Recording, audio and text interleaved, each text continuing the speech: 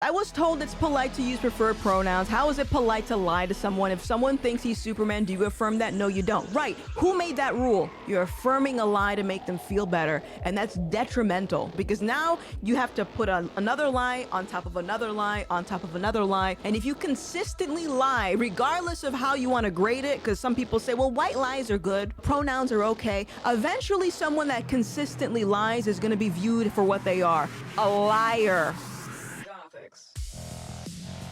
The other day, I was commenting about some situation involving a trans person, which if you follow me, you know I don't really like using the word trans because I feel like it's playing into a narrative. And I refer to this person by their biological sex. And one of the responses that I got struck me, and I was very confused, but also not surprised. And this person said, listen, I don't like wokeness, all right? I don't like wokeness, Gothix, but why do you have to misgender them? What? The question that I pose to all of you is, how do you define woke? Now, I believe transgenderism is woke. I'm not going to pretend that I even know how it feels to look in the mirror every day and believe you are trapped in the wrong body or believe that you were meant to be born as the opposite sex. I'm not going to begin to even try to figure out what that feels like. But the idea of people struggling with their identity isn't something that's new, but for some reason, this particular issue has an entire ideology attached to it, which is the transgenderism ideology. So I look at trans as a subcategory of woke, and my response to this person was, you can't be a fence sitter. You can't be 1 foot in and 1 foot out, and then at the same time actively trying to fight for women's rights and fight to make sure kids aren't sacrificed to the pharmaceutical industry and are mutilated. I applaud people that want to fight that battle. I think it's important, but it's essentially, if I had to compare this to something, it's like being in a hamster wheel and just going around and around and around and around and around and wondering why you're not going anywhere.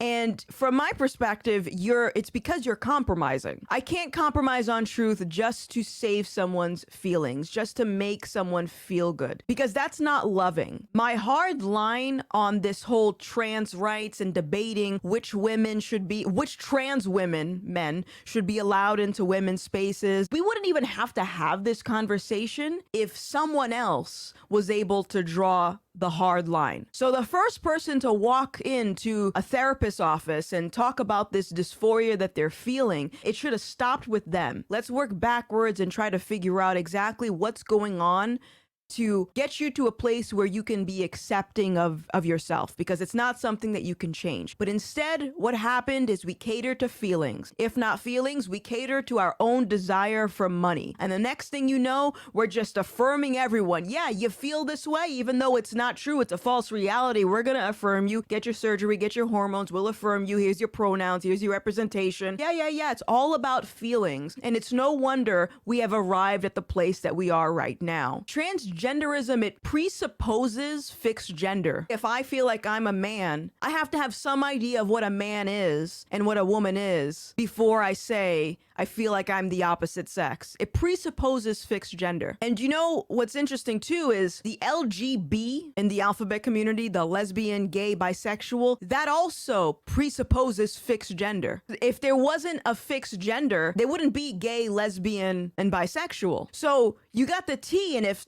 the T is correct, if the T is true, then there's no reason for the B's and the G's. LGBT. Yeah, there's no reason for them. They don't exist anymore. Lesbian, gay, bisexuals, now they're being gaslit into wanting to be with someone who is trans. And not even just them, by the way, because straight people too, if I'm not attracted to a trans man, apparently I'm transphobic.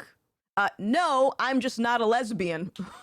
Someone defined wokeness as being Marxist, right? So let me pull it up actually. Someone said, I see woke as a person that embraces things with roots in Marxist ideology. When I was talking to Lily Tang Williams, she's the person that I interviewed where she grew up during the Cultural Revolution. She grew up in a society where there was no gender. So transgenderism is essentially Marxism repackaged in a way that's palatable for the West. And that's not the only ideology. There's a bunch of different things working at the same time to attack the fundamental values and principles that the West was founded upon. Now, can anyone tell me what values and principles the West was founded upon? Does anyone have an idea of what those principles were? I'm not going to say it. I'm going to let the chat say it. Does anyone know what those values were?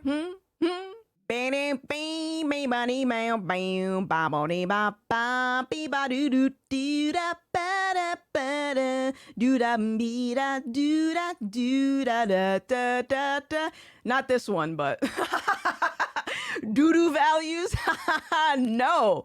Now, here's the interesting thing about that reality. Yes, America was founded on Christian values. Some say Judeo-Christian values, whatever the case.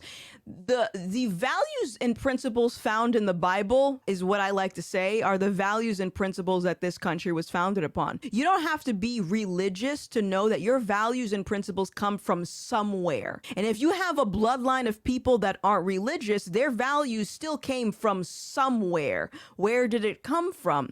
So think of this like a war game. In a war game, you have to figure out how to take over the enemy, how to get past the enemy line. How do you infiltrate that enemy? You do it by figuring out what their weakness is. So if you know that your enemy follows a certain set of values and principles, then you know that the weapons you form against that enemy are going to attack those values and principles. So now if you take transgenderism for a second, what is it exactly attacking if we look at it from a biblical worldview? What does it attack?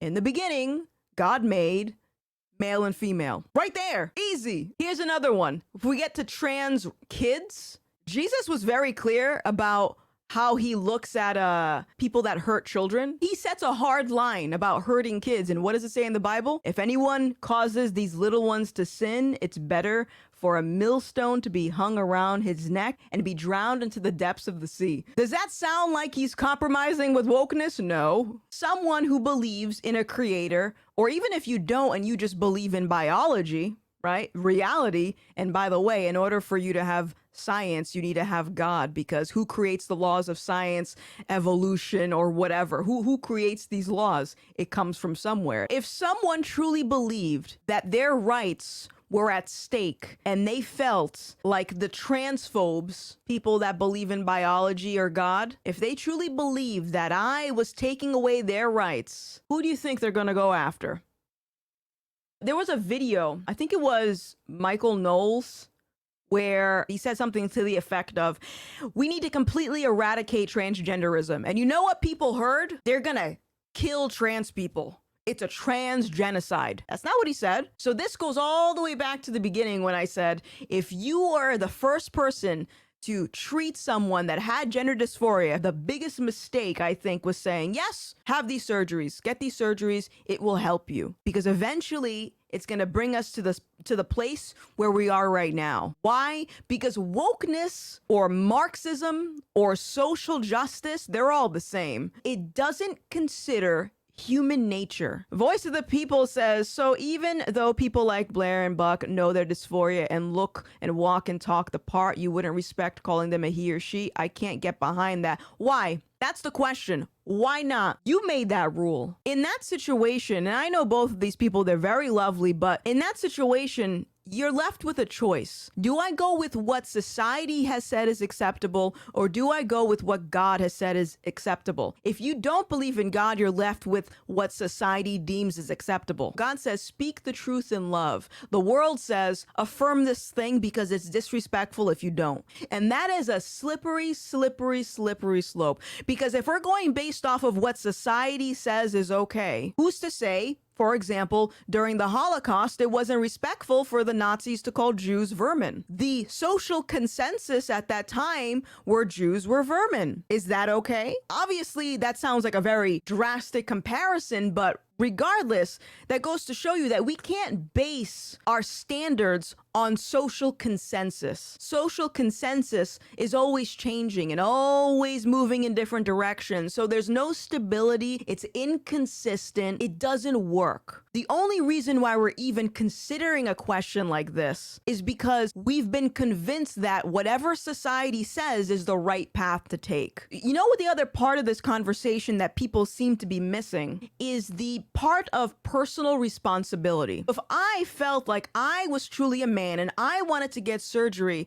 in my mind, going into any public restroom, if it's not like a unisex or something like that, if it's a gendered specific restroom, that's off the table, because the alternative are a few things. The alternative could be, okay, are we going to have the government do a graded test to determine who looks closest to a woman? How passable they are? Are we going to do that? We're going to have someone there. No, sorry, your boobies aren't big enough. No, sorry, I can still see your Adam's apple. No, sorry, you're just ugly. Are we going to have that? The issue with this idea that I'm going to affirm this person who's trans, but not this person on the basis of they look more believable, or this person I agree with, or this person, they're nice to me. You're not consistently applying the same logic. You're picking and choosing. Either you have women's rights or you don't. It's like a hamster wheel, and it's not going anywhere. Voice of the People says, why? They are respectful and don't push this on others. I show respect when respect is shown. Just because they live that way doesn't mean they are bad and they should be disrespected for it. How is lying to someone respectful? And whatever answer you give, I want you to then ask yourself, where did you get that from? Where did you get that standard from? Because I suspect it's a standard that you created, which is your opinion that it's disrespectful, is it not? Even if someone had those surgeries, and even if they kept it to themselves, eventually, inevitably, it would have gotten to this point. Voice of the People says, you are right, it is subjective, and I know that. However, being an ass to someone that doesn't deserve it because you don't like it isn't the answer. See, but there we go again. There we go again.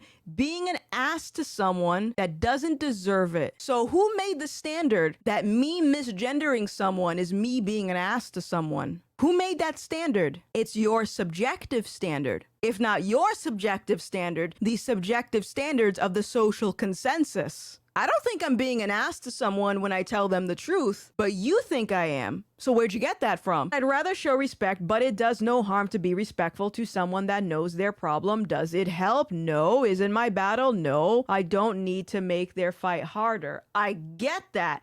But we're back to square one, because you keep saying, I'd rather show respect. You're still going based off of the standards of respect that you set. If that's your standard, that's your standard. But then you can't criticize someone else for following their own standards. Now, my standards come from God. I'm not making up my standards. But in any case, if the question is, why don't you use someone's preferred pronouns because it's a form of disrespect, says who? That's your opinion. That's your standards you set for yourself. So respect my standards. Josh says respect is earned. Respect is not given by default. Josh, I actually disagree with you on this. That used to be my stance, but I've changed my opinion. I think we should be gracious and respectful to people. But again, if the person I'm speaking with has a different idea of what respect is, then to them, I'm gonna be disrespectful. I can be as nice and calm and as gentle as I possibly can. The issue comes, as I said, is when people make their own terms for things.